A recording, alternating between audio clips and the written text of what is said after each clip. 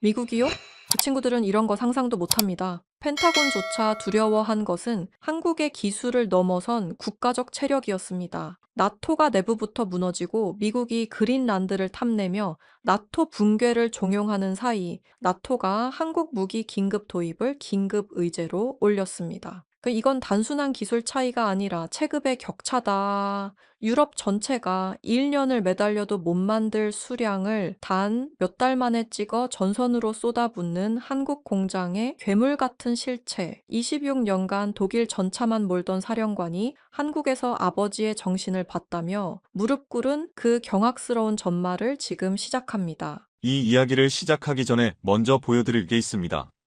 나토 회의가 열리기 이틀 전 모스크바에서 있었던 일입니다. 러시아 국방부 지하 벙커였습니다. 정식 명칭은 전략기획국 특별회의실. 창문 하나 없는 콘크리트 방이었죠. 긴 테이블 주위로 러시아군 장성 7명이 앉아 있었습니다.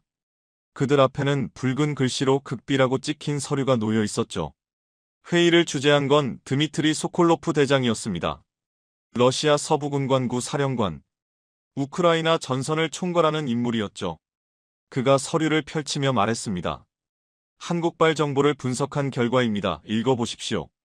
장성들이 서류를 넘기기 시작했습니다. 첫 페이지에는 미사일 사진이 있었습니다.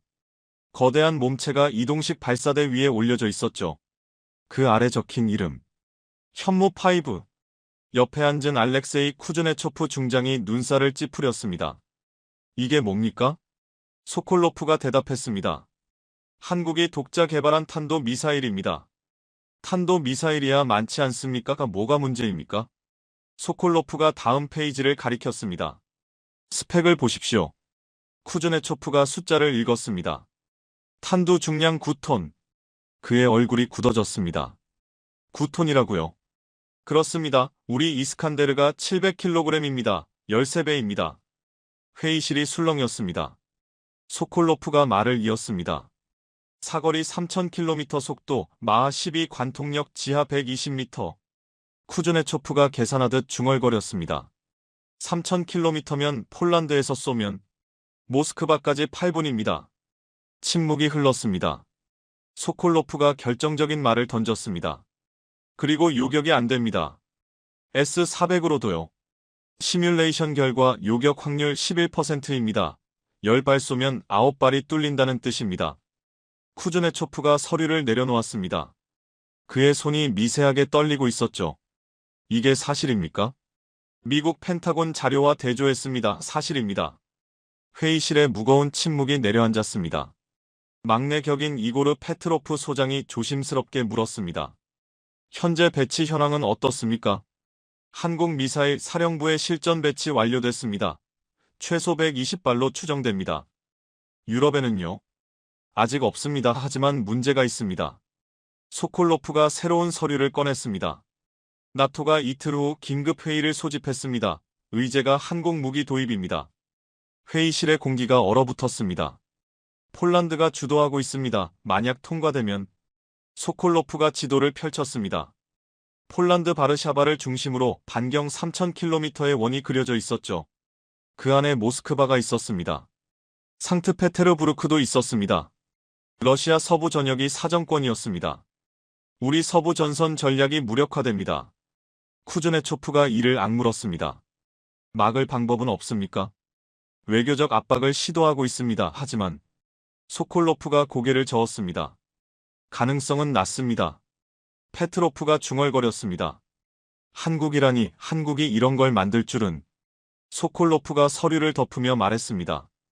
이 정보는 외부에 절대 알려선 안 됩니다.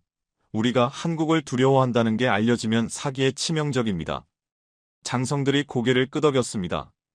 회의가 끝났습니다. 하지만 그들의 얼굴에서 긴장은 사라지지 않았습니다. 세계 최강의 군사대국이 두려워하는 나라. 그건 미국이 아니었습니다. 대한민국이었습니다. 그리고 이틀 후 브뤼셀에서 역사적인 회의가 열렸습니다. 저는 그 회의장에 있었습니다. 제 이름은 프리드리히 슈타인호프, 독일 연방군 소장입니다. 지금부터 제가 목격한 것을 말씀드리겠습니다. 저는 프리드리히 슈타인호프입니다. 독일 연방군 출신으로 현재 나토 군사위원회에서 소장으로 복무하고 있습니다. 유럽 동부 방어선 전력 기획을 총괄하는 자리죠. 34년간 군 생활을 했습니다. 그중 26년을 기갑부대에서 보냈습니다. 레오파르트 EA6 전차 대대장도 역임했고 코소보와 아프가니스탄 파견 경험도 있습니다. 레오파르트. 그 이름만 들어도 가슴이 뜨거워집니다. 세계 최고의 전차라고 자부해 왔으니까요. 그런 제가 왜 이 이야기를 하게 됐는지 지금부터 말씀드리겠습니다. 긴급 소집 명령을 받은 건 이틀 전이었습니다.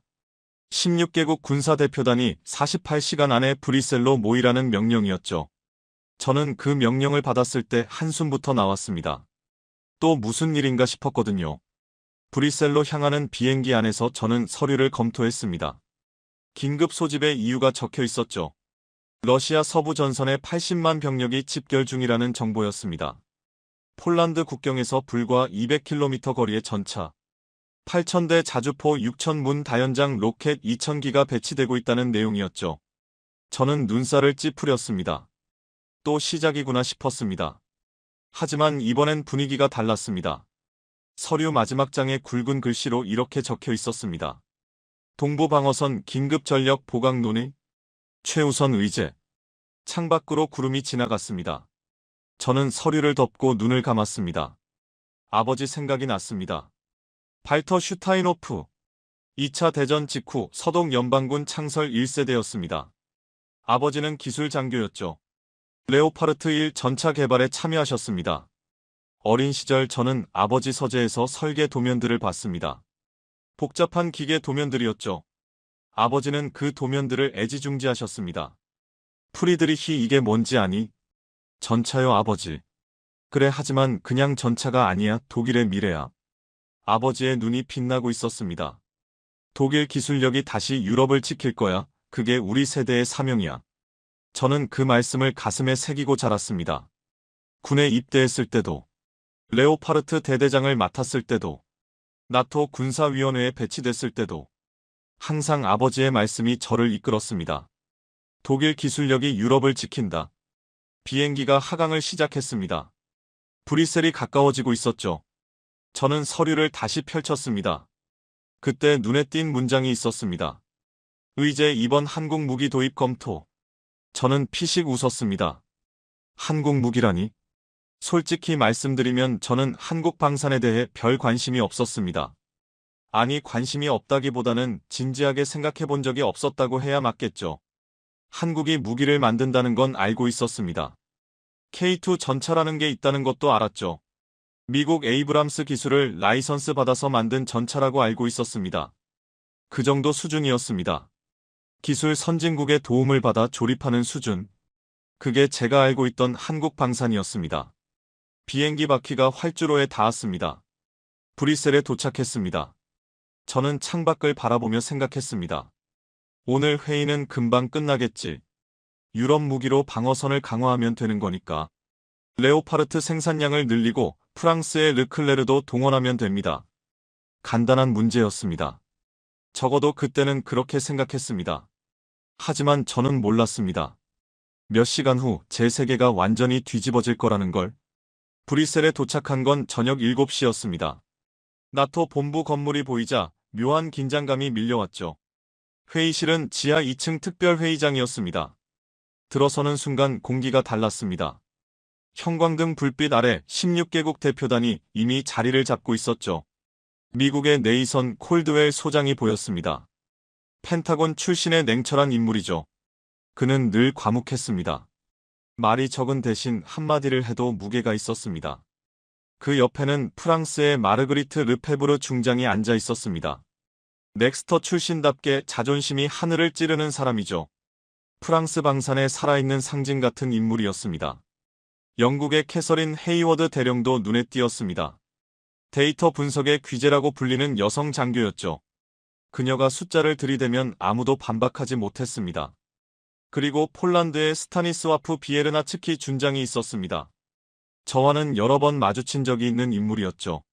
늘 차분했지만 뭔가 준비된 느낌을 주는 사람이었습니다. 마지막으로 핀란드의 에이노 코르호넨 대령이 보였습니다. 최근 한국 무기를 도입한 나라의 대표였죠. 저는 제 자리를 찾아 앉았습니다. 독일 대표석이었죠. 제 옆에는 르페브르 중장이 있었습니다.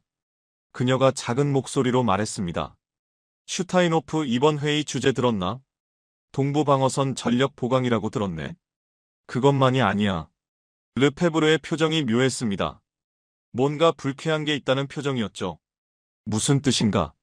폴란드가 또 그 얘기를 꺼낼 거라더군. 그 얘기. 한국 무기 말이야. 저는 피식 웃었습니다. 한국 무기라니? 또 그 얘기인가 싶었죠. 르페브르가 눈을 흘겼습니다. 웃을 일이 아니야. 이번엔 분위기가 심상치 않아.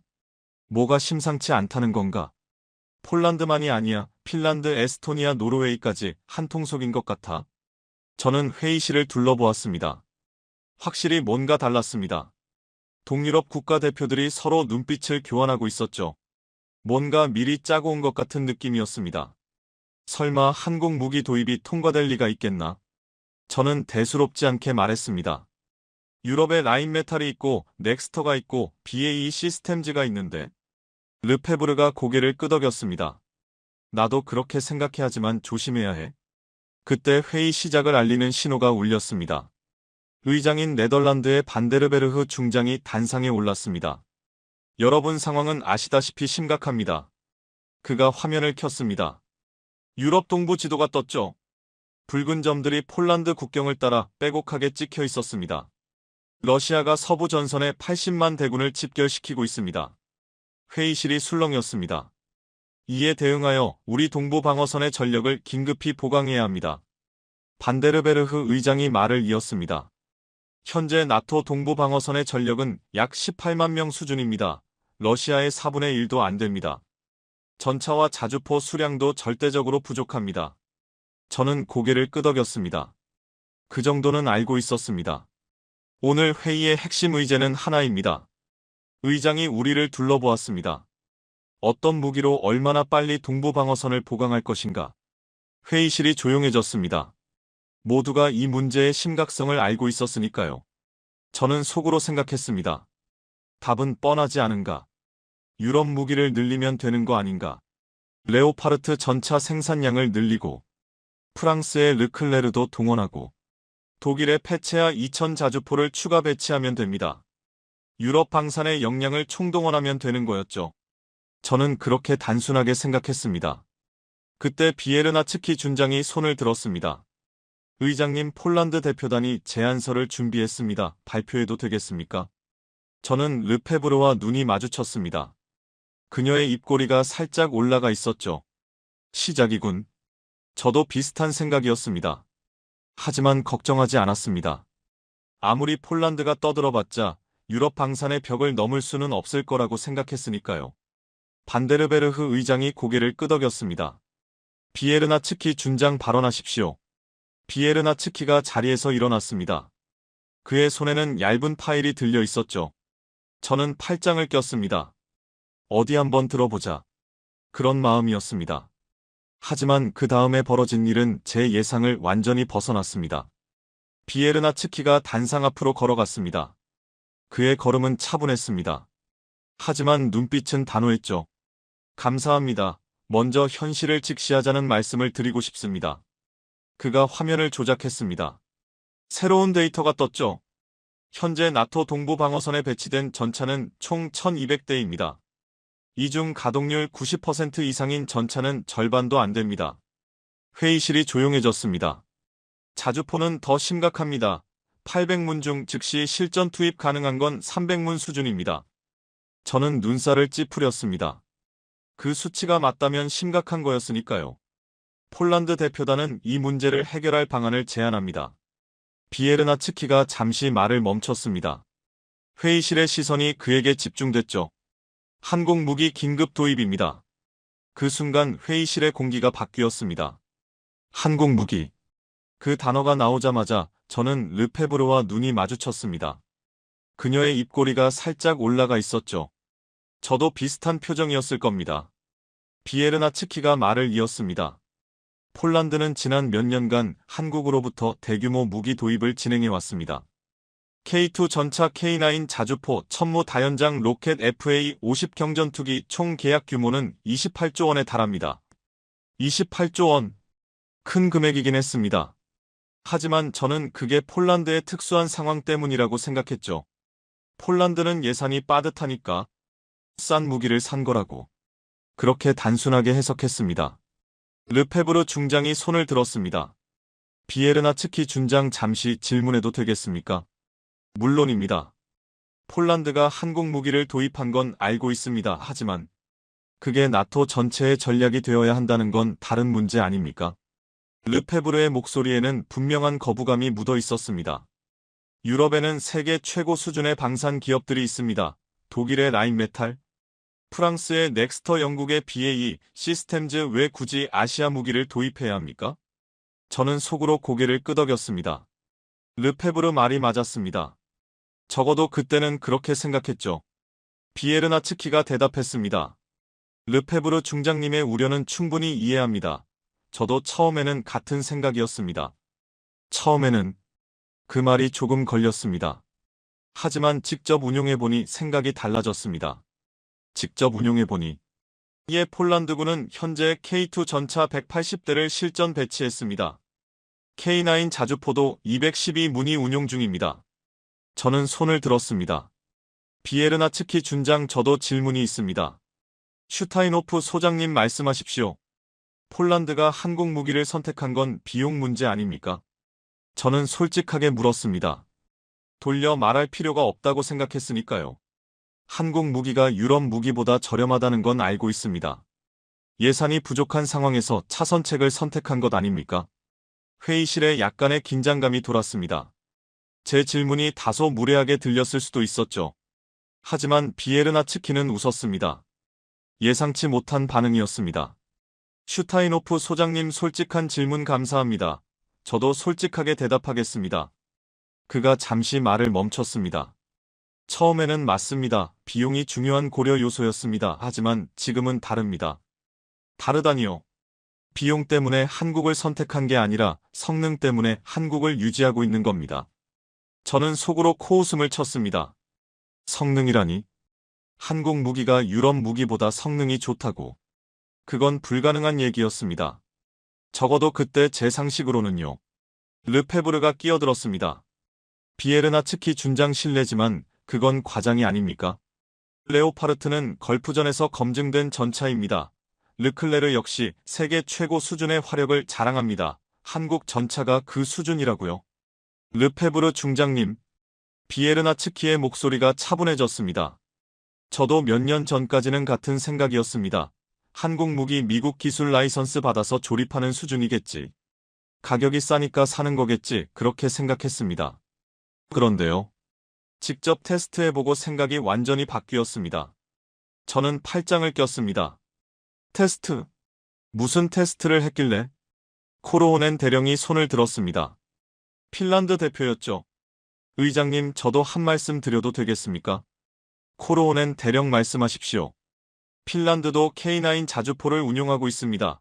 48문을 도입했고 현재 실전 배치 중입니다.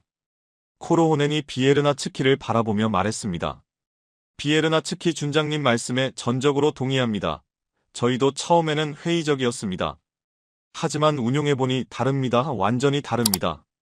저는 눈살을 찌푸렸습니다. 핀란드까지. 뭔가 이상했습니다. 헤이워드 대령이 조용히 말했습니다. 구체적으로 뭐가 다르다는 겁니까? 추상적인 표현 말고 데이터로 설명해 주실 수 있습니까? 헤이워드다운 질문이었습니다. 그녀는 항상 데이터를 요구했으니까요. 비에르나츠키가 고개를 끄덕였습니다. 물론입니다. 데이터가 있습니다. 그가 주머니에서 USB를 꺼냈습니다. 작은 검은색 USB였죠. 이건 폴란드 국방부가 작성한 극비 성능 평가 보고서입니다. 한국 무기와 유럽 무기를 직접 비교 테스트한 결과가 담겨 있습니다. 회의실이 술렁였습니다. 저는 그 순간 약간의 불안감을 느꼈습니다. 왜인지 모르겠지만 뭔가 예상치 못한 게 나올 것 같은 느낌이었습니다. 르페브르가 속삭였습니다. 저게 뭐가 나온다고 저렇게 자신 있는 거지. 저도 같은 생각이었습니다. 글쎄 곧 알게 되겠지. 비에르나츠키가 USB를 회의실 시스템에 연결했습니다. 대형 화면에 폴란드 국방부 마크가 떴죠. 그리고 다음 순간 제 인생을 바꿀 데이터가 공개되기 시작했습니다. 화면에 첫 번째 슬라이드가 떴습니다. 제목은 이랬습니다. K2 전차대 레오파르트 EA7 비교 평가 보고서. 저는 자세를 고쳐 앉았습니다. 레오파르트 EA7이라면 제가 누구보다 잘 아는 전차였으니까요. 화면에 두 전차의 사진이 나란히 떴습니다. 왼쪽은 K2 흑표, 검은색 도장의 날렵한 실루엣이었죠. 오른쪽은 레오파르트 EA7, 제가 26년간 함께한 전차였습니다. 그 육중한 모습을 보자 괜히 마음이 든든해졌죠. 비에르나츠키가 설명을 시작했습니다. 이 테스트는 작년 폴란드 북부 훈련장에서 실시됐습니다. 독일 연방군 감독관도 참관했습니다. 독일 감독관이 참관했다고. 저는 몰랐던 얘기였습니다. 테스트 항목은 크게 4가지였습니다. 기동력, 화력, 방어력, 그리고 혹한 환경 적응력. 화면이 바뀌었습니다. 첫 번째 테스트 결과였죠. 기동력 테스트. 비에르나츠키가 말했습니다. 먼저 기동력입니다. 1.5km 험지 돌파 시간을 측정했습니다. 화면에 숫자가 떴습니다. K2 2분 47초, 레오파르트 EA7 3분 12초. 저는 눈을 깜빡였습니다. K2가 25초나 빨랐습니다. K2의 파워팩은 1500마력입니다. 레오파르트 EA7도 1500마력이죠. 하지만 K2가 더 빠른 이유가 있습니다. 비에르나츠키가 설명했습니다. K2는 한국 두산에서 독자 개발한 파워팩을 사용합니다. 변속기 성능이 뛰어나서 가속력에서 차이가 납니다. 르페브르가 끼어들었습니다. 25초 차이가 그렇게 중요합니까? 전차전에서 25초는 큰 의미가 없을 수도 있습니다. 다음 결과를 보시죠. 화면이 바뀌었습니다. 화력 테스트였죠. 2km 거리의 이동 표적에 대한 명중률입니다. K2 94.2%, 레오파르트 EA7 91.8%. 저는 살짝 놀랐습니다. 레오파르트의 명중률이 91.8%라면 훌륭한 수치입니다. 하지만 K2가 더 높았죠. K2의 사격 통제 장치는 한국 삼성 탈레스와 한화 시스템이 공동 개발했습니다. 특히 이동 간 사격 성능이 뛰어납니다. 저는 속으로 중얼거렸습니다. 2.4% 차이일 뿐이야. 오차 범위 아닌가? 비에르나츠키가 말했습니다. 여기까지는 비슷한 수준이라고 할 수 있습니다. 의미 있는 차이가 아닐 수도 있죠. 저는 고개를 끄덕였습니다. 그래, 비슷한 수준이지. 하지만 다음 테스트에서 결정적인 차이가 났습니다. 화면이 바뀌었습니다. 혹한 환경 테스트. 저는 자세를 고쳐 앉았습니다. 혹한 테스트라면 유럽 전차가 유리할 수 있었습니다. 적어도 그렇게 생각했죠. 테스트 조건입니다. 영하 40도의 냉동 창고에 두 전차를 12시간 방치한 후 시동 테스트를 실시했습니다. 영하 40도. 극한의 조건이었습니다. 결과입니다. 화면에 숫자가 떴습니다. K2 첫 번째 시도에서 정상 시동 즉시 기동 가능. 레오파르트 EA7 두 번째 시도에서 시동 성공 기동까지 5분 소요. 저는 입술을 깨물었습니다.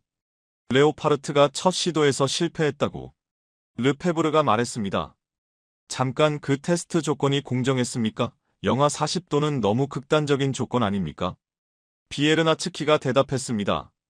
르페브르 중장님, 폴란드 겨울은 영하 30도까지 내려갑니다. 핀란드나 발트 3국은 더 춥죠. 영하 40도는 실제 작전 환경에서 충분히 가능한 조건입니다. 코로호넨이 끼어들었습니다. 핀란드는 영하 45도까지 내려가는 지역도 있습니다.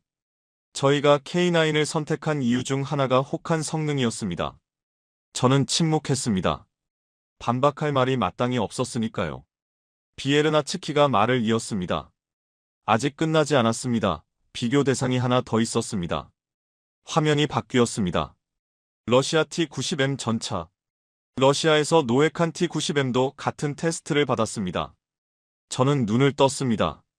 T-90M이라면 러시아의 최신의 전차였죠. 결과입니다.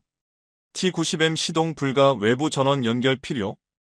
회의실이 술렁였습니다. 비에르나츠키가 말했습니다. 정리하면 이렇습니다. 영하 40도에서 K2는 즉시 기동이 가능했습니다. 레오파르트는 5분이 걸렸고 T-90M은 아예 시동이 안 걸렸습니다. 저는 손으로 턱을 괴었습니다. 뭔가 이상했습니다. 한국 전차가 이렇게까지 성능이 좋을 리가 없었거든요. 르페브르가 떨리는 목소리로 말했습니다. 비에르나츠키 준장 한 가지 테스트만으로 결론 내리긴 어렵습니다. 전차의 성능은 종합적으로 평가해야 합니다. 동의합니다. 비에르나츠키가 고개를 끄덕였습니다. 그래서 다음 자료를 준비했습니다. 화면이 바뀌었습니다. K9 자주포 평가 결과였죠. 자주포 비교입니다. K9 대 독일 페체아 2000 대 프랑스 카이사르. 저는 페체아 2000이라는 이름에 관심이 갔습니다. 독일이 자랑하는 자주포였으니까요. 30분간 연속 사격 테스트 결과입니다. K9 264발 발사 고장 없음. 페체아 2189발 발사 후 장전 시스템 과열. 카이사르 156발 발사 정상 작동. 저는 숫자를 다시 확인했습니다. K9이 264발, 페체아 2000이 189발, 75발 차이였습니다. 무시할 수 없는 격차였죠. 르페브르의 얼굴이 굳어졌습니다. 카이사르가 156발로 3위였으니까요.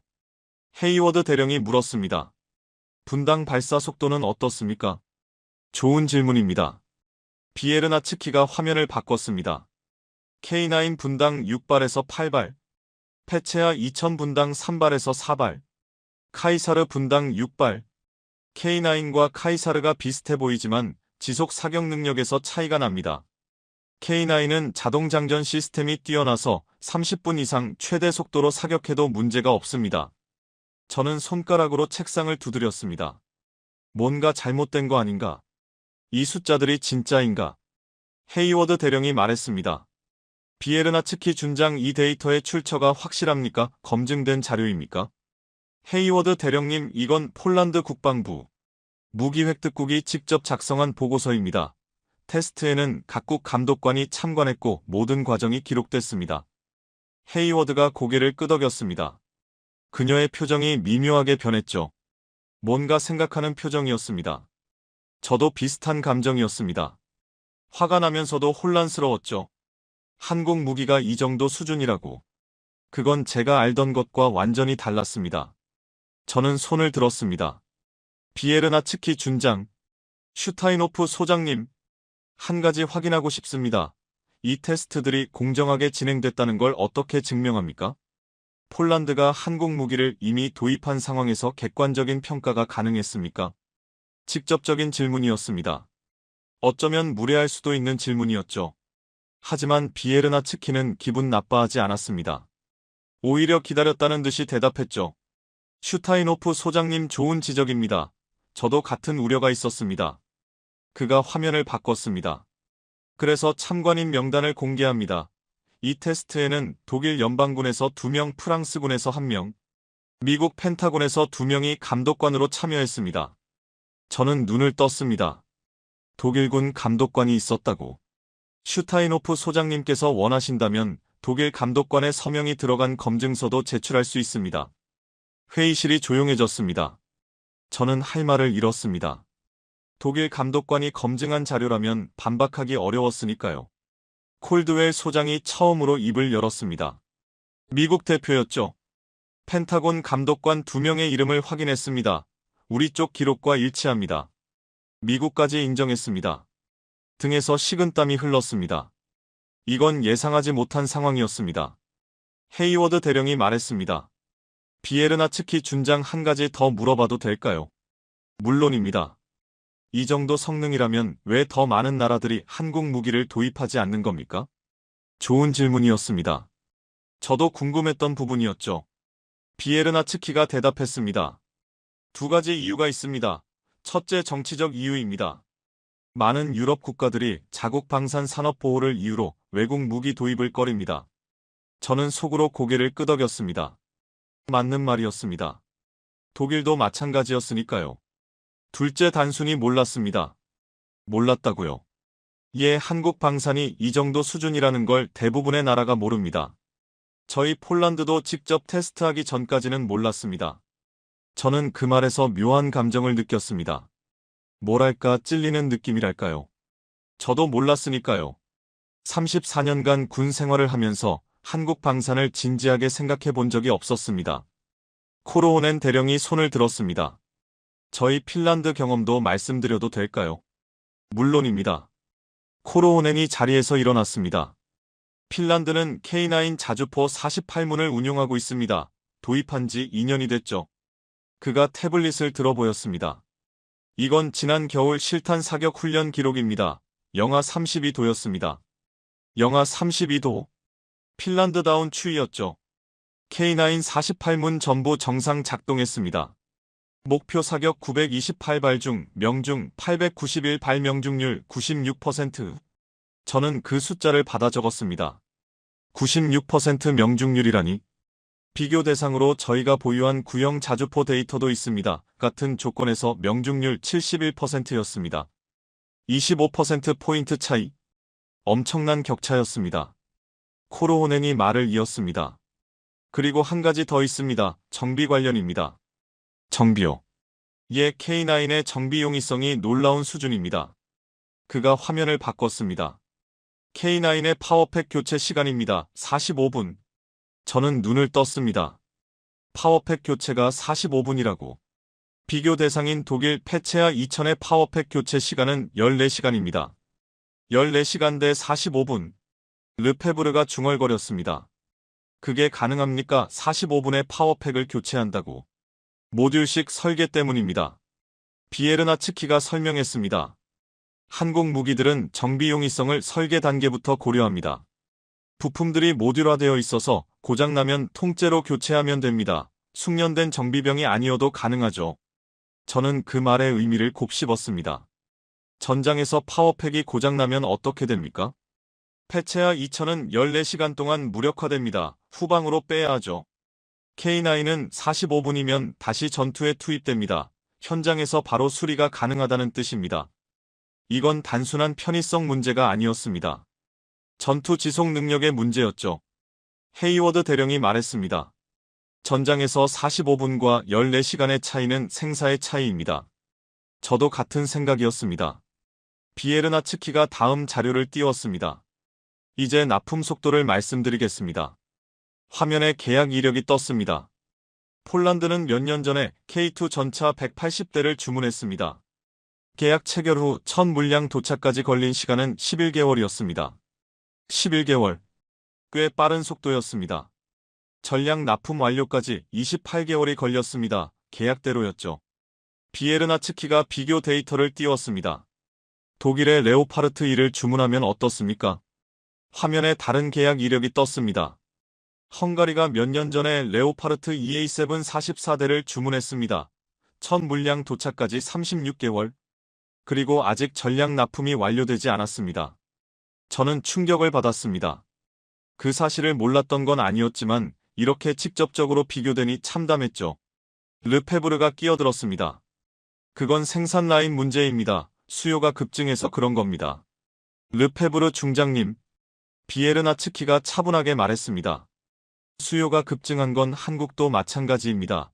아니, 한국이 더 심합니다. 폴란드뿐 아니라 노르웨이, 핀란드, 에스토니아, 루마니아까지 동시에 주문이 들어왔으니까요. 그가 잠시 말을 멈췄습니다. 그런데 한국은 다 마쳤습니다.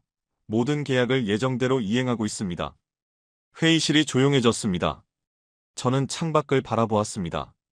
해가 완전히 지고 브뤼셀의 야경이 펼쳐지고 있었죠. 왜 한국은 되고 우리는 안 되는 걸까? 그 질문이 머릿속을 떠나지 않았습니다.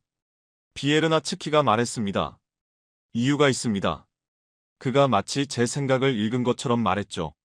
하지만 그건 다음 자료에서 설명드리겠습니다. 먼저 한 가지 더 보여드릴 게 있습니다. 그의 목소리가 낮아졌습니다. 이건 차원이 다른 이야기입니다. 저는 자세를 고쳐 앉았습니다. 예감이 좋지 않았습니다. 비에르나츠키가 화면을 바꿨습니다. 새로운 제목이 떴습니다. 생산력 비교 유럽 대 한국. 저는 자세를 고쳐 앉았습니다. 생산력이라면 유럽이 밀릴 리가 없다고 생각했거든요. 비에르나츠키가 말했습니다. 먼저 전차부터 보시죠. 화면에 숫자가 떴습니다. 저는 그 숫자를 보는 순간 심장이 멈추는 것 같았습니다. K2 전차 연간 생산량 400대, 레오파르트 2 연간 생산량 44대, 400대 대 44대, 9배 차이였습니다. 저는 눈을 비볐습니다. 잘못 본 게 아닌가. 자주포입니다. K9 자주포 연간 생산량 672문, 페체아 2000 연간 생산량 48문, 672대 48, 14배 차이였습니다. 회의실이 완전히 조용해졌습니다. 저는 손이 떨리는 것을 느꼈습니다. 이건 말이 안 됐습니다. 어떻게 이런 차이가 날 수 있죠? 비에르나츠키가 마지막 숫자를 보여줬습니다. 155mm 포탄 월간 생산량입니다. 한국 풍산 그룹 월간 35만 발, 나토 전체 월간 4만 발, 35만 대 4만, 거의 9배 차이였습니다. 저는 숨을 쉬지 못했습니다. 이건 무기 성능의 문제가 아니었습니다. 이건 차원이 다른 얘기였습니다. 르페브르가 더듬거리며 말했습니다. 저 숫자가 정말 맞습니까? 비에르나츠키가 대답했습니다. 검증된 수치입니다. 펜타곤 자료와도 일치합니다. 콜드웰 소장이 고개를 끄덕였습니다. 맞습니다. 우리도 같은 분석 결과를 갖고 있습니다. 미국이 또 확인해줬습니다. 저는 의자 등받이에 몸을 기댔습니다. 머릿속이 하얘지는 느낌이었습니다. 34년간 군 생활을 하면서 이런 충격은 처음이었습니다. 한국이 이 정도였다고. 우리가 이렇게 뒤처져 있었다고. 헤이워드 대령이 조용히 말했습니다. 이건 단순한 무기 성능 문제가 아니군요. 그녀의 목소리에 뭔가 달라진 게 있었습니다. 처음으로 동요하는 것 같았죠. 저도 같은 느낌이었습니다. 비에르나츠키가 말을 이었습니다. 왜 이런 차이가 나는지 설명드리겠습니다. 화면에 공장 내부 사진이 떴습니다. 거대한 생산 라인이 보였죠. 전차들이 컨베이어 벨트 위를 이동하고 있었습니다. 이건 한국 현대로템의 창원 공장입니다. K2 전차를 생산하는 곳이죠. 저는 사진을 주의 깊게 살폈습니다. 깨끗하고 현대적인 시설이었습니다. 로봇 팔들이 용접 작업을 하고 있었죠. 한국 방산 공장의 특징을 한마디로 표현하면 항시 가동입니다. 항시 가동? 헤이워드가 물었습니다. 예, 한국의 주요 방산 공장들은 24시간 365일 가동 가능한 상태를 유지합니다. 평시에도요. 저는 고개를 갸우뚱했습니다. 평시에 왜 24시간 가동을 유지합니까? 이유가 있습니다. 한국은 70년간 북한과 휴전 상태입니다. 언제 전쟁이 터질지 모르는 긴장 속에서 살아왔죠. 비에르나츠키가 설명했습니다. 그래서 방산 공장을 절대 멈추지 않습니다. 주문이 없어도 최소 가동 상태를 유지하고 숙련 인력을 보존합니다. 대규모 주문이 들어오면 바로 풀가동으로 전환할 수 있죠. 저는 그 말의 의미를 곱씹었습니다. 유럽은 달랐습니다. 냉전이 끝나고 평화가 찾아오자 군비를 축소했습니다. 방산 공장을 닫았습니다. 생산 라인이 폐쇄되고 숙련 인력이 흩어졌죠. 평화가 영원할 거라고 믿었습니다. 지금 갑자기 전차가 필요해졌을 때 우리는 공장을 다시 가동하고 인력을 재교육하는 것부터 시작해야 합니다. 한국은 그럴 필요가 없었습니다. 항상 준비되어 있었으니까요. 또 하나 있습니다. 비에르나츠키가 말을 이었습니다. 한국은 민간 기술과 방산 기술이 깊게 연결되어 있습니다. 화면에 기업 로고들이 떴습니다. 삼성, SK, LG, 현대. 삼성이 방산용 반도체를 만듭니다. LG가 방산용 디스플레이를 공급합니다. 현대가 전차를 만들고 SK가 배터리를 납품합니다. 저는 그 구조를 이해했습니다. 세계 최고 수준의 민간 기업들이 방산에 직접 참여한다는 뜻이었죠. 유럽의 방산 기업들은 독립적으로 운영됩니다. 라인메탈, 넥스터, BAE 시스템즈 모두 방산 전문 기업이죠. 하지만 한국은 다릅니다. 비에르나츠키가 강조했습니다. 세계 1위 반도체 기업이, 세계 2위 배터리 기업이, 세계 3위 자동차 기업이 방산에 직접 참여합니다. 르페브르가 중얼거렸습니다. 그래서 부품 조달이 빠른 거군요. 맞습니다. 서방 제재로 러시아가 반도체 수급에 어려움을 겪고 있지 않습니까? 한국은 그런 문제가 없습니다. 자국 내에서 최고 수준의 부품을 조달할 수 있으니까요. 저는 고개를 끄덕였습니다. 이제 이해가 됐습니다. 왜 한국이 이렇게 빠르고 많이 만들 수 있는지, 왜 유럽이 따라갈 수 없는지. 구조 자체가 달랐습니다. 경쟁할 수 있는 상대가 아니었죠. 헤이워드 대령이 말했습니다. 그러면 우리가 아무리 노력해도 따라잡을 수 없다는 뜻입니까? 비에르나츠키가 고개를 저었습니다. 아닙니다. 다른 방법이 있습니다. 다른 방법. 협력입니다. 그가 화면을 바꿨습니다. 폴란드는 한국과 기술 이전 협약을 맺었습니다. K2 전차의 폴란드 현지 생산이 곧 시작됩니다. 화면에 공장 조감도가 떴습니다. 폴란드에 건설 중인 전차 공장이었죠. 내년부터 폴란드에서 K2PL 전차를 직접 생산합니다. 연간 60대 목표입니다. 저는 그 숫자를 받아 적었습니다. 폴란드가 연간 60대. 지금 독일 전체 생산량이 연간 44대인데 폴란드가 60대를 생산한다고. 한국은 기술을 숨기지 않습니다. 협력하면 기술을 이전해줍니다. 현지 생산을 지원해줍니다. 저는 르페브르를 바라보았습니다. 그녀의 표정이 복잡해 보였죠. 프랑스도 한국과 협력하면 저런 게 가능하다는 뜻이었습니다. 독일도 마찬가지였고요. 하지만 자존심이 허락하지 않았습니다. 유럽 방산의 자존심이? 비에르나츠키가 말했습니다. 하지만 진짜 충격은 아직 시작도 안 했습니다. 저는 긴장했습니다. 아직 더 있다고. 마지막으로 하나 더 보여드릴 게 있습니다. 화면이 바뀌었습니다. 거대한 미사일이 발사대에 장착된 사진이 떴습니다. 사진 아래에 이름이 적혀 있었죠. 현무5. 저는 그 이름을 처음 들었습니다. 그리고 그 다음에 나온 숫자들은 제 평생을 바꿔놓았습니다. 현무5. 화면에 뜬 그 미사일은 제가 알던 어떤 무기와도 달랐습니다. 거대한 몸체가 이동식 발사대 위에 올려져 있었죠. 길이만 해도 12m는 넘어 보였습니다. 미사일이라기보다는 소형 로켓에 가까운 크기였습니다.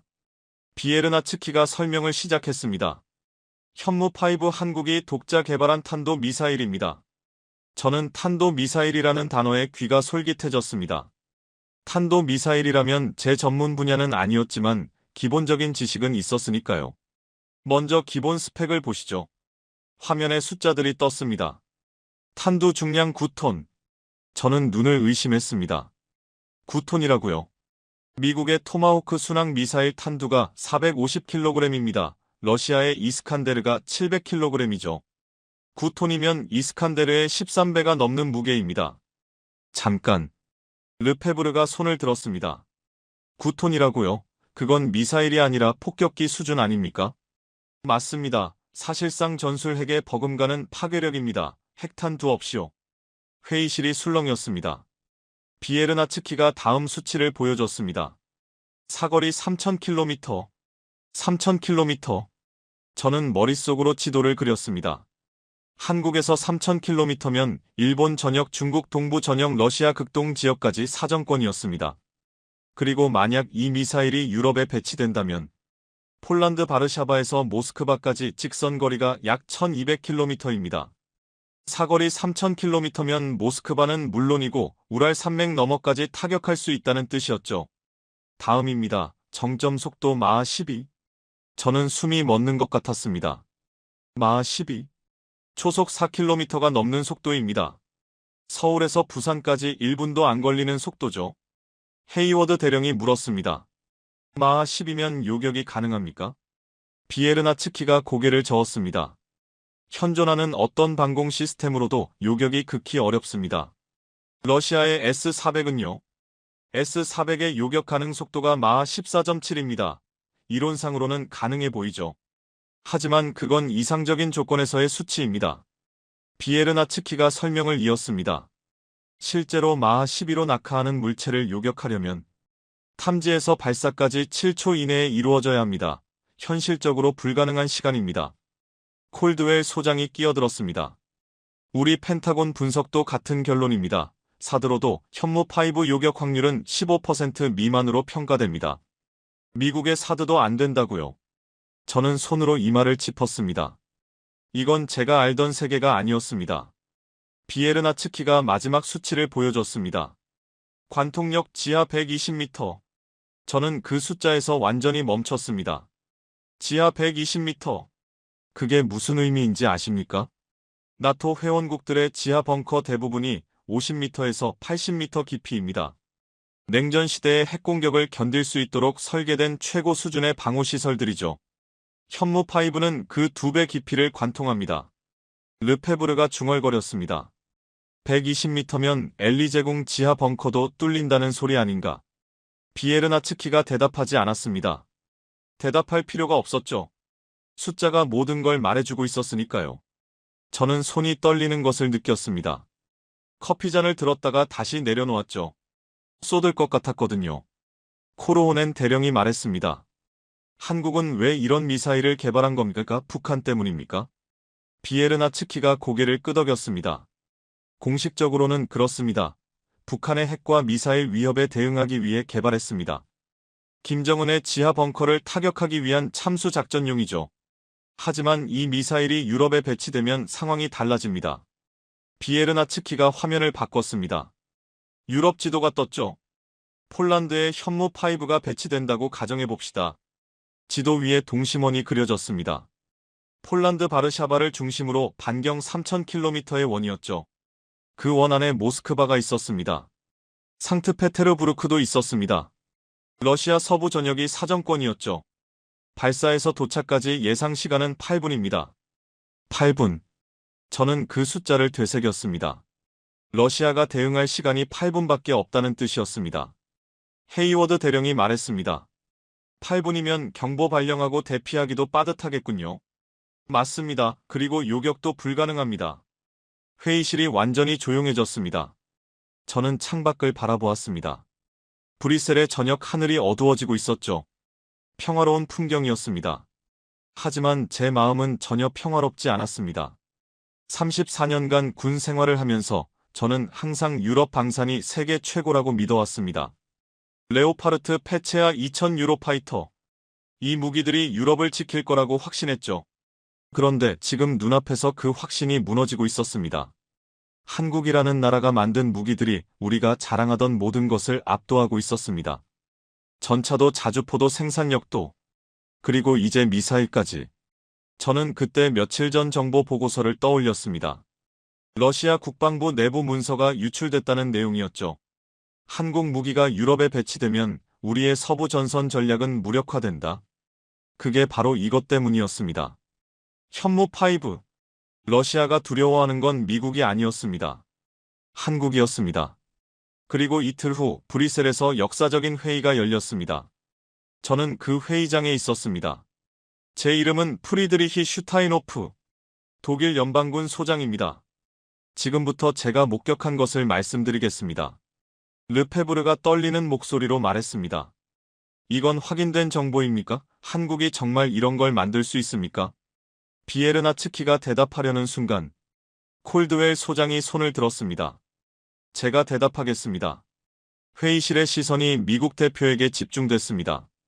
확인됐습니다. 한국은 국군의 날 행사에서 현무5를 공개했습니다. 실물이 확인됐고 스펙도 검증됐습니다. 르페브르의 얼굴이 창백해졌습니다.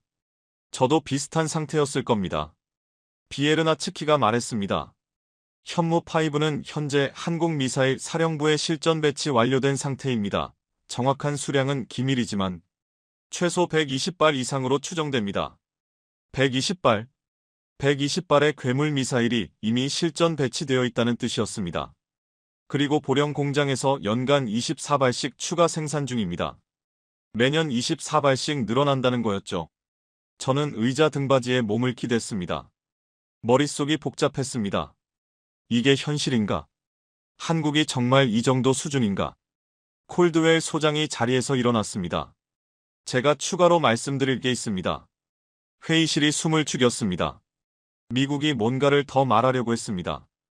콜드웰 소장이 단상 앞으로 걸어갔습니다. 그의 표정은 무거웠습니다. 뭔가 심각한 얘기를 하려는 것 같았죠. 먼저 말씀드릴 게 있습니다. 콜드웰이 천천히 말문을 열었습니다. 오늘 회의에서 나온 한국 무기 관련 데이터는 전부 사실입니다. 펜타곤에서도 같은 결론을 내렸습니다. 그가 우리를 둘러보았습니다. K2 전차는 에이브람스와 동급이거나 일부 항목에서 우위입니다. K9 자주포는 세계 최고 수준입니다. 생산력은 비교 자체가 무의미합니다. 저는 미국 장성의 입에서 그런 말이 나오는 걸 처음 들었습니다. 그리고 현무5에 대해 추가로 말씀드리겠습니다. 콜드웰이 자신의 태블릿을 회의실 시스템에 연결했습니다. 이건 펜타곤 내부 보고서의 일부입니다. 기밀 해제된 부분만 공유합니다. 화면에 미 국방부 마크가 떴습니다. 펜타곤은 현무5를 게임 체인저로 분류하고 있습니다. 게임 체인저. 판도를 바꾸는 무기라는 뜻이었습니다. 왜 그런 평가를 내렸는지 설명드리겠습니다. 콜드웰이 화면을 바꿨습니다. 첫째 탄두 중량입니다. 9톤짜리 재래식 탄두는 전술핵에 준하는 파괴력을 가집니다. 핵을 쓰지 않고도 핵급 타격이 가능하다는 뜻입니다. 회의실이 숨을 죽였습니다. 둘째 정확도입니다. CEP 즉 원형 공산 오차가 5m 이내입니다. 저는 그 숫자에서 멈췄습니다. 5m? 3000km를 날아와서 오차가 5m라고. 토마호크 미사일의 CEP가 10m입니다. 현무5가 2배 정확합니다. 르페브르가 중얼거렸습니다. 미국 미사일보다 정확하다고. 그렇습니다. 콜드웰이 고개를 끄덕였습니다. 셋째 요격 불가능성입니다. 화면에 시뮬레이션 결과가 떴습니다. 펜타곤에서 현무5 요격 시뮬레이션을 수백 번 돌렸습니다. 모든 가용 방공 시스템을 동원한 시나리오였죠. 저는 결과가 궁금했습니다. 미국이 정말로 막을 수 없다고. 결론은 요격 확률 12%입니다. 12%. 저는 숨이 멎는 것 같았습니다. 미국의 모든 방공 시스템을 동원해도 12%밖에 못 막는다고. 10발을 쏘면 9발이 뚫린다는 뜻입니다. 회의실이 술렁였습니다. 그리고 한국은 최소 120발을 보유하고 있습니다. 콜드웰이 말을 이었습니다. 100발이 발사되면 88발이 목표를 타격합니다. 9톤짜리 탄두가 88발? 저는 손으로 이마를 짚었습니다. 그 수치가 의미하는 바를 계산해봤죠. 88발 곱하기 9톤. 792톤의 폭발물이 목표에 쏟아진다. 재래식 무기로 가능한 최대 수준의 파괴력이었습니다. 콜드웰이 결론을 내렸습니다. 이게 왜 게임 체인저인지 아시겠습니까? 아무도 대답하지 않았습니다. 대답할 필요가 없었죠. 현무5가 유럽에 배치되면 러시아에 대한 억지력이 완전히 달라집니다. 콜드웰이 유럽 지도를 띄웠습니다. 폴란드에서 발사하면 모스크바까지 8분입니다. 상트페테르부르크까지 6분입니다. 러시아 서부 전역의 모든 군사시설 지휘부 벙커가 사정권입니다. 그리고 러시아는 이걸 막을 수 없습니다.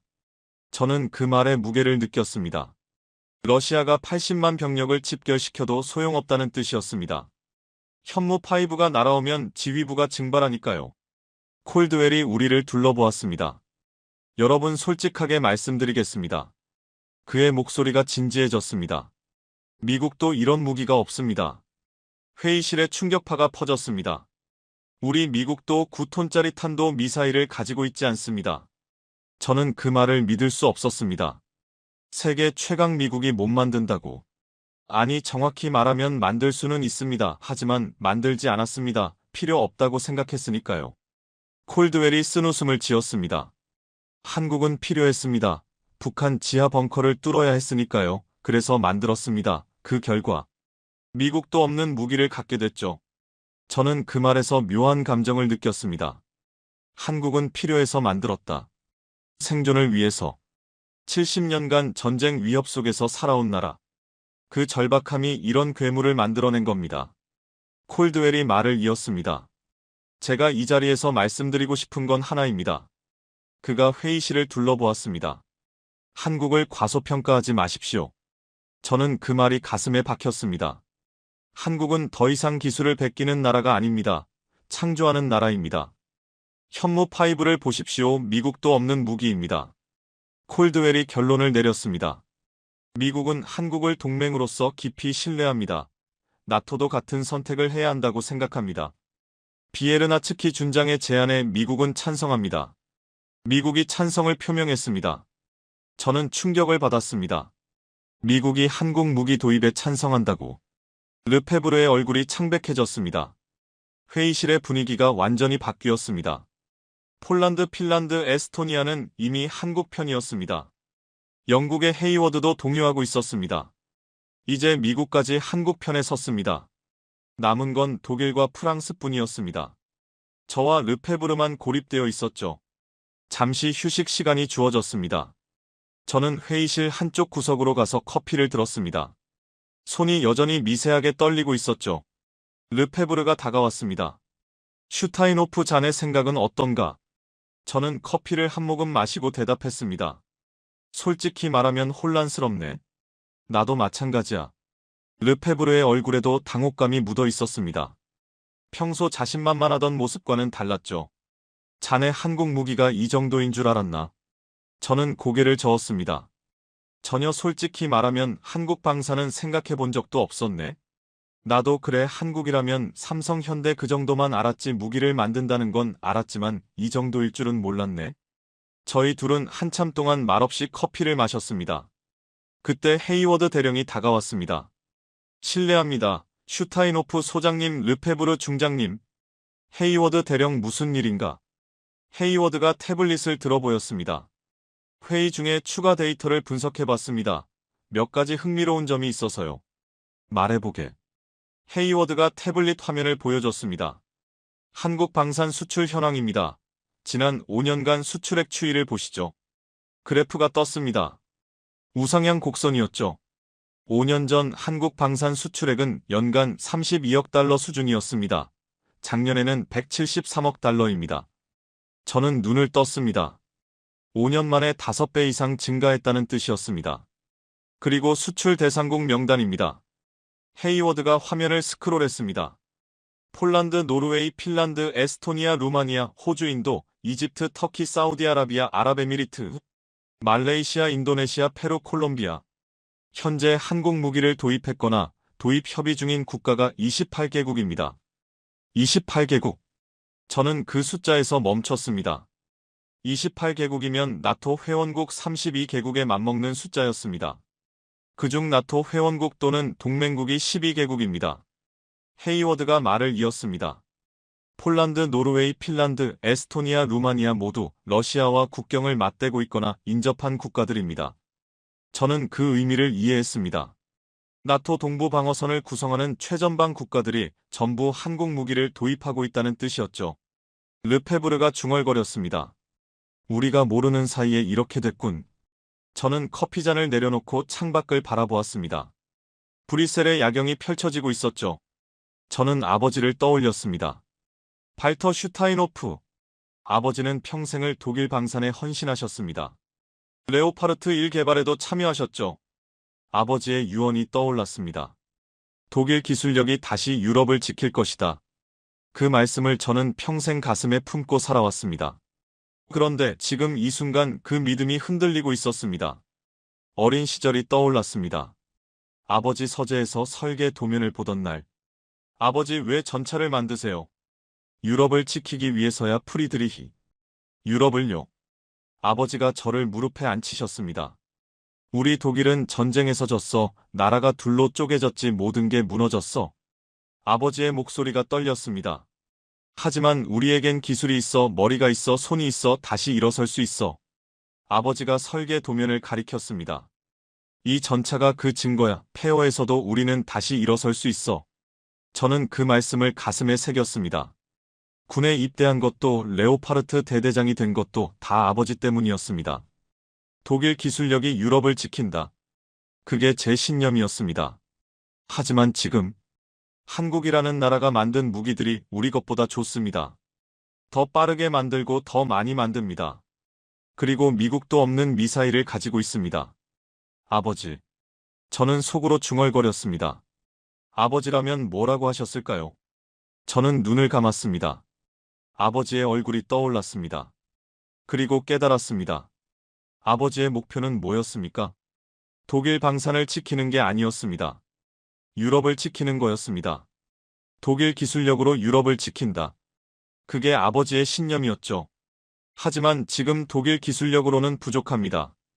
그건 오늘 회의에서 증명됐습니다. 그렇다면 답은 하나뿐이었습니다. 더 좋은 기술을 찾아야 합니다. 그게 한국이라면 저는 커피잔을 들어 마셨습니다. 쓴맛이 났습니다. 하지만 머릿속은 오히려 맑아지는 것 같았습니다. 한국이 어떻게 이렇게 됐는지 생각해 봤습니다. 70년간 전쟁 위협 속에서 살아왔습니다. 휴전선을 사이에 두고 언제 포성이 울릴지 모르는 긴장 속에서요. 우리 유럽은 70년간 평화를 누렸습니다. 냉전이 끝나고 러시아 위협이 줄어들자 군비를 축소했습니다. 방산 공장을 닫았습니다. 평화가 영원할 거라고 믿었죠. 한국은 달랐습니다. 단 하루도 평화를 당연하게 여기지 않았습니다. 항상 준비했습니다. 70년간 쉬지 않고 무기를 만들었습니다. 그 결과가 지금 우리 눈앞에 있습니다. 9배 빠른 생산력, 미국도 없는 미사일, 세계 최고 수준의 자주포. 저는 깨달았습니다. 한국에게서 아버지의 정신을 봅니다. 폐허에서 일어나겠다는 의지, 절대 무너지지 않겠다는 각오. 그게 아버지가 가르쳐 주신 정신 아닙니까? 그때 회의 재개를 알리는 신호가 울렸습니다. 저는 자리로 돌아갔습니다. 결심이 서 있었습니다. 회의가 재개됐습니다. 반데르베르흐 의장이 말했습니다. 충분한 논의가 이루어진 것 같습니다. 각국 대표단의 최종 의견을 듣겠습니다. 노르웨이 대표가 손을 들었습니다. 노르웨이는 한국 무기 도입에 찬성합니다. 저희는 이미 K9을 운용하고 있고 매우 만족하고 있습니다. 에스토니아 대표가 뒤를 이었습니다. 에스토니아도 찬성입니다. 저희는 러시아 바로 옆에 있습니다. 지금 당장 더 많은 무기가 필요합니다. 한국이 그걸 줄 수 있습니다. 루마니아, 라트비아, 리투아니아 대표들도 차례로 찬성을 표명했습니다. 저는 점점 고립되는 느낌이었습니다. 르페브르를 바라보았습니다. 그녀의 얼굴에도 패배감이 서려 있었죠. 우리 둘만 반대하고 있었습니다. 독일과 프랑스, 유럽 방산의 양대축. 하지만 나머지 14개국이 찬성하고 있었습니다. 반데르베르흐 의장이 말했습니다.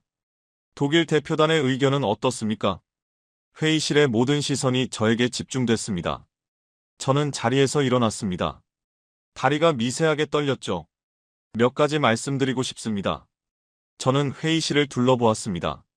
먼저 고백할 게 있습니다. 저는 솔직하게 말문을 열었습니다. 오늘 회의 전까지 저는 한국 방산을 무시했습니다. 진지하게 생각해 본 적이 없었습니다. 회의실이 조용해졌습니다. 한국이라면 삼성 현대 정도만 알았습니다. 무기를 만든다는 건 알았지만 미국 기술을 베끼는 수준이라고 생각했습니다. 저는 비에르나츠키를 바라보았습니다. 제가 틀렸습니다. 그 말을 내뱉는 순간 가슴이 뻥 뚫리는 느낌이었습니다. 오늘 데이터를 보고 충격받았습니다. K2가 레오파르트를 이기는 걸 보고 화가 났습니다. 인정하기 싫었습니다. 저는 솔직하게 털어놓았습니다. 하지만 데이터는 거짓말을 하지 않습니다. 감정으로 사실을 바꿀 수는 없습니다. 콜드웰 소장이 고개를 끄덕였습니다. 제 아버지는 레오파르트 1 개발에 참여하셨습니다. 독일 방산은 제 가문의 자부심이었습니다. 저는 잠시 말을 멈췄습니다. 목이 매는 느낌이었죠. 아버지는 늘 말씀하셨습니다. 독일 기술력이 유럽을 지킬 거라고. 저는 심호흡을 했습니다. 하지만 아버지의 진짜 목표는 독일 방산을 지키는 게 아니었습니다. 유럽을 지키는 거였습니다. 회의실이 숨을 죽였습니다. 지금 유럽을 지키려면 최선의 무기가 필요합니다. 그게 독일제가 아니라 한국제라면 저는 결심을 굳혔습니다. 받아들여야 합니다. 저는 회의실을 둘러보았습니다. 그리고 한 가지 더 말씀드리고 싶습니다. 한국은 70년간 전쟁 위협 속에서 살아왔습니다. 휴전선을 사이에 두고 언제 포성이 울릴지 모르는 긴장 속에서요. 저는 창밖을 바라보았습니다. 우리 유럽은 70년간 평화를 누렸습니다. 평화가 영원할 거라고 믿었죠. 저는 고개를 저었습니다. 한국은 달랐습니다. 단 하루도 평화를 당연하게 여기지 않았습니다. 항상 준비했습니다. 70년간 쉬지 않고 무기를 만들었습니다. 저는 결론을 내렸습니다. 그 결과가 지금 우리 눈앞에 있습니다. 회의실이 조용했습니다. 저는 그 정신을 존경합니다. 그 말을 하는 순간 눈가가 뜨거워졌습니다. 제 아버지가 레오파르트를 만들 때도 같은 정신이었습니다. 폐허에서 일어나겠다는 의지, 무너지지 않겠다는 각오? 저는 목소리가 떨리는 것을 느꼈습니다. 그 정신이 독일을 재건했습니다. 레오파르트를 만들었습니다. 저는 심호흡을 했습니다. 그런데 지금 그 정신은 한국에 있습니다. 독일이 아니라. 저는 마지막 결론을 내렸습니다. 독일은 한국 무기 도입에 찬성합니다. 회의실에 탄식이 퍼졌습니다. 르페브르가 충격받은 표정으로 저를 바라보았습니다. 하지만 저는 후회하지 않았습니다. 이게 옳은 결정이었으니까요. 반데르베르흐 의장이 말했습니다. 프랑스 대표단의 의견은 어떻습니까? 모든 시선이 르페브르에게 집중됐습니다. 그녀는 한참 동안 아무 말도 하지 않았습니다. 얼굴이 붉었다가 창백해졌죠. 그리고 천천히 입을 열었습니다. 슈타인호프 소장의 말에 동의합니다. 회의실이 술렁였습니다. 프랑스도 자존심이 있습니다. 넥스터의 기술력에 자부심이 있습니다. 하지만 슈타인호프 소장이 맞습니다. 지금 중요한 건 자존심이 아니라 생존입니다. 그녀가 저를 바라보았습니다. 프랑스는 한국 무기 도입에 찬성합니다. 16개국 만장일치였습니다. 반데르베르흐 의장이 선언했습니다. 나토 군사위원회는 한국 무기 긴급 도입 제안을 만장일치로 채택합니다. 회의실에 박수가 터져나왔습니다. 회의가 끝나고 저는 회의실을 나왔습니다. 브뤼셀의 밤 공기가 차가웠습니다. 하지만 상쾌했죠. 비에르나츠키가 다가왔습니다. 슈타인호프 소장님 감사합니다. 쉽지 않은 결정이셨을 텐데. 저는 그의 손을 잡았습니다. 비에르나츠키 준장 저야말로 감사합니다. 오늘 많이 배웠습니다. 헤이워드 대령도 다가왔습니다. 슈타인호프 소장님 마지막 발언이 인상 깊었습니다. 아버지 이야기요. 저는 쓴웃음을 지었습니다. 아버지가 살아계셨다면 뭐라고 하셨을지 모르겠습니다. 헤이워드가 말했습니다. 자랑스러워하셨을 거예요. 자존심보다 옳은 것을 선택하셨으니까요. 저는 그 말에 고개를 끄덕였습니다. 그때 콜드웰 소장이 다가왔습니다. 슈타인호프 소장 한 가지 제안이 있습니다. 말씀하십시오. 다음 달에 한국 방산 시찰단이 구성될 예정입니다. 현대로템 한화풍산 공장을 방문하는 일정이죠. 저는 귀가 솔깃해졌습니다. 시찰단에 참여하실 의향이 있으십니까? 저는 망설임 없이 대답했습니다. 참여하겠습니다.